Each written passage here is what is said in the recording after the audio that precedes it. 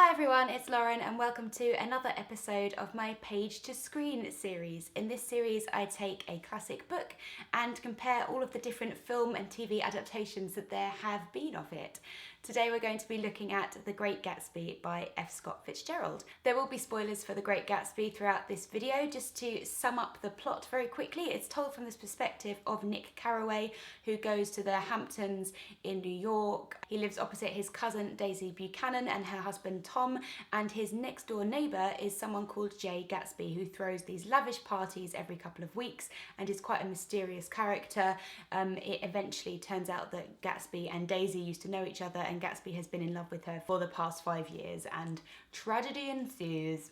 Of course. The first version that I watched was a film from 1974 starring Robert Redford and Mia Farrow. If there is an earlier version of The Great Gatsby, I couldn't find it. I'm a bit conflicted with this film, to be honest, and I don't really know what to say, because I think as an adaptation of the plot, it did very, very well. I think it gets the feelings of the various scenes fairly well. I think the actors have fairly good representations of the characters, but for some reason it just didn't really grab me and I didn't really enjoy it that much. I wasn't that invested in it, which perhaps is a fault of mine for not paying attention to the film properly, but it didn't really grab me, and that's a bit of a shame. Robert Redford does quite a good job at being a very quiet, reserved Gatsby, so he maintains that element of mystery. And Mia Farrow does an okay job as Daisy. I think it's a pretty fair representation. She has a nice balance between Daisy's trying to be outwardly perceived as careless and relaxed and poised, and perhaps being a bit more manic and fluttery under the surface, being a little bit more changeable underneath. I think she gets that balance okay. I think the problem is that the film itself feels quite slow and I feel like there's a lack of connection there, especially with Nick, who is your narrator, and I know that there's an element of that which is probably intentional, because that's sort of how the book is written. What I think the film did really well was Gatsby's parties. They were so lavish, all the kind of crazy different characters, and all the dancing and the excesses and the performers, all of that I thought was wonderful. I also thought the scene where Tom takes Nick to New York to meet his mistress Myrtle, and they have a bit of a funny party or gathering in her flat. I thought that was quite good, and it really brought the atmosphere of the sort of awful people who just didn't care and were getting drunk, and I liked that. I thought they did that quite well. But then as the film continued, I didn't really feel like it built to a climax properly, and at the end when Myrtle's husband comes and shoots Gatsby, I didn't feel like there was that payoff there, when you feel like you've reached that point in the film, and I just didn't care that he died. I know you're not really supposed to care about Gatsby. It's a difficult one because all of the people in it are dislikable and horrible and kind of are really selfish and don't care about other people. And yet you've got to kind of care when bad things happen to them. And I did feel like there was that distance between the viewer and Gatsby. Maybe it was a bit slow. I don't know. It's really hard for me to describe how I felt about this film, and I don't know why I'm so conflicted about it, because in general, on paper, this should be a really good adaptation of The Great Gatsby. I think it does everything right in theory, but I just didn't connect with it, and I'm not really sure why that is. I think one of the reasons I'm so conflicted about it is that the second adaptation of The Great Gatsby I watched was a made-for-TV movie from 2000 starring Paul Rudd as Nick Carraway, and this was just dreadful. So perhaps after watching this adaptation, I look back on the 1974 version and think, oh, that was better than that one. Why didn't I love it? Because that was actually quite good in comparison to this. To be fair to this version, actually, do I need to be fair to this version? It's quite rubbish. Paul Rudd, actually, I think is quite funny. He brings quite a lot of sarcastic humour to Nick Carraway, which I think is quite refreshing, actually. And he's quite dry and snide. He's got some little remarks about the way that the Buchanans and Gatsby treat him as basically just a plaything in their own story.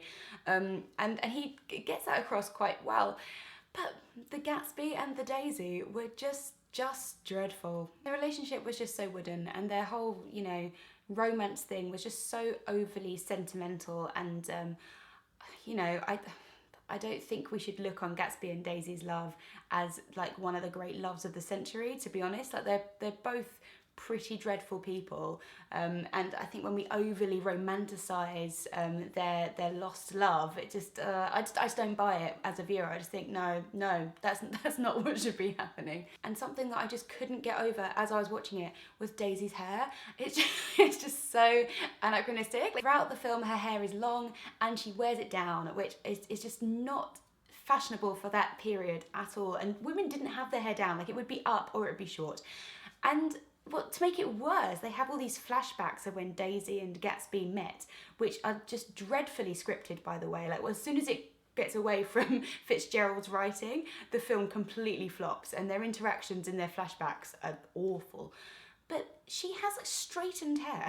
Like, it's like, I just don't understand. Like, people didn't wear their hair like that in the 20s. What are we doing? And I know it's not an important thing for me to care about, but it was just so distracting that she had this modern hair, and I just couldn't get on board with it. The less said about this adaptation, the better, to be honest. The third film that I watched was a modern day adaptation of The Great Gatsby, and this was called G, and it is about a hip hop record producer who has built up this empire and comes to the Hamptons. And there's a few things going on here. It is actually quite close to the plot of The Great Gatsby in a way that I didn't expect it to be. I thought it'd be more about, you know, Gatsby's this rich record producer guy and he's like unhappy and he's lost his love. Like, I thought it would just have the bare bones of the story really, but be about something else. But it's actually more of a direct adaptation than I expected. Nick Carraway is a journalist called Tracy who has come to the Hamptons to meet his cousin Sky, who lives with her husband, and they're kind of old money in the Hamptons. And then down the road, Summer G, record producer, has just bought a house and is having all these parties, and he's got all his record label friends there. And what an interesting thing about this film is that it takes the old money, new money, which is part of The Great Gatsby, but it makes a bit more of a thing of it, whereas Gatsby's come to the Hamptons and he's got all his hip hop friends, and all the residents of the Hamptons are a bit more like, oh, hip hop's coming here, like, who are these people coming to our town, and are they gangsters and all this. So it puts a bit of a different spin on it. Where this film falls down is that it's just too confused. It's not necessarily a bad adaptation of The Great Gatsby. It's just not a great film, really, in itself. Even if you didn't care that it was a Great Gatsby adaptation, it's not that coherent. Something that I did like, however, is that the Sky and Chip, who are the Daisy and Tom esque couple in this film, are very positively portrayed as terrible people, as selfish people who kind of screw up people's lives and move on, and that is what they are supposed to be in The Great Gatsby. I think a few films do touch upon that kind of Daisy and Tom are careless people, which is the quote from the book. But this film makes it a little bit more obvious, and that you get the reason why Summer G and Sky are no longer together, and like he thinks that she's cheated on him, and it's more murky. It's not just like, oh, he wasn't there, so she married someone else. It makes it more realistic in the modern day era. So yeah, not a great film, to be honest, and a bit dated, but it was good. It was interesting. I'm pleased that I watched it as part of this project. And finally, I watched the most recent adaptation of The Great Gatsby from 2013, starring Leonardo DiCaprio, Carey Mulligan, Tobey Maguire, and I'm just going to put it out there and say I quite liked this. I didn't expect to like this adaptation, and I think it did a pretty good job. This is directed by Baz Luhrmann, and it's very obviously directed by Baz Luhrmann. So if you don't like those kind of films, I mean, he's got a very distinct, specific style, and that is what this film is like. So we do get a lot of kind of CGI swooping scenes, which are a little bit bizarre. There's a lot of modern music that's used and kind of remixes of 1920s music, which I didn't find as distracting as I thought that I would do. But, you know, it's fine. That's his style, that's his thing, that's what he's doing. This film does turn Nick Carraway into the author of The Great Gatsby, so we kind of open with him talking with a doctor about his alcoholism and depression and things, and the doctor's like, well, why don't you write about what happened to you? So he's writing it, and you kind of at the end see that he's written The Great Gatsby. So it does take a slightly different view. What I think we get from that is a lot more of Nick's inner life, which is what I find beautiful about The Great Gatsby when I read it, is Nick's comments on society and just the language that Fitzgerald uses, and it also made Nick a little bit more of an interesting character and someone that you actually care about, that you're seeing this story from his point of view. And I think it can be easy to lose him in the story of Gatsby and Daisy, and this was good. This kind of brought it back in and made it obvious sort of how awkward it was that he was being used by these people. And I think Tobey Maguire did a really good job at portraying Nick and making him someone a little bit more interesting. Generally, I thought all of the interpretations were absolutely on the money. Leonardo DiCaprio and Carey Mulligan, I thought, were fantastic as Gatsby and Daisy. Tom Buchanan was really good. That Jordan, like all of them, I felt like this is who I get when I read the book, and I thought they had fantastic interpretations. They're all amazing actors anyway. This is such an overly dramatic film, and I did say about some of the earlier films I didn't think they were dramatic enough or didn't come to their climax enough. This one absolutely does, and then goes even further. It's a very self-indulgent film, which is fine. It's just very long. I think it's a shame because I really liked this adaptation. I think it just takes itself like that one step too seriously and just a little bit too far, and it just really labours the point of Gatsby's love in a way that I feel like the other films didn't do that enough. I do really like the imagery of Gatsby on his dock watching the green light from Daisy's house across the bay. They do that really well in this film. They also do his death really well. It's very poignant and very epic and dramatic, which is what I want. But yeah, I mean, yeah, it goes, it's very epic. It probably could have toned it down slightly. I think that's the problem. But then what Baz Luhrmann film isn't self-indulgent? I mean, it just really has his stamp on it, which in some ways I think works really well. But if you don't like that kind of storytelling, that kind of filmmaking, then, you know, this film probably won't be for you. I think if you stripped back some of the Baz Luhrmann aesthetic, I think this would be an almost perfect adaptation of The Great Gatsby. You could just lose half an hour of it probably, but I was pleasantly surprised. I particularly liked the debauchery at Myrtle's flat when Tom takes Nick down into New York. I thought that was done really well, and his observations of life in New York was done really well. A general observation that I have about all of these films really, which I would like to open up to you, because maybe it's just my interpretation of The Great Gatsby, but I find in all of these films, especially the made-for-TV one from 2000, it was just so schmaltzy. But 1974 one as well, to a certain extent, really, they make a lot of Gatsby and Daisy's romance. There's a lot of flashbacks, there's a lot of longing, a lot of, oh, look at this love, isn't it such a shame that this perfect love was ruined because Gatsby had to go to war, or because Gatsby was poor, etc, etc. Oh, he's waited for her for so long. And you know, the Leonardo DiCaprio version has elements of this as well. Like, his love is portrayed as really quite pure.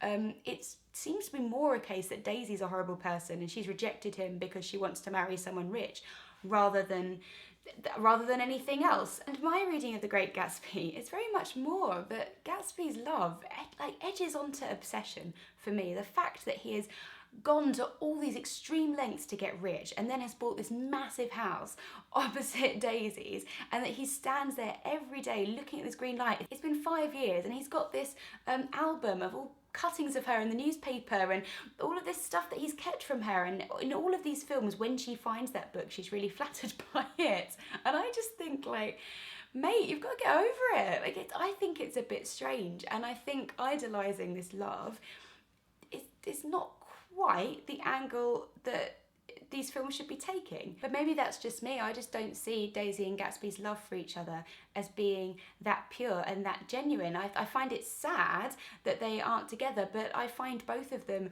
to be more complex and more morally murky, perhaps.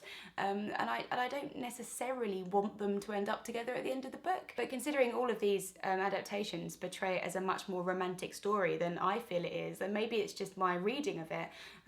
But, you know, that's just something I noticed from watching these. So yeah, no perfect adaptation for me, I don't think. I think in terms of actual characters, the 2013 version is the closest for me. I think that's really good. But then in terms of actual accuracy, in terms of the story and the era, and without it being too crazy, the 1974 version is actually a really good, solid adaptation.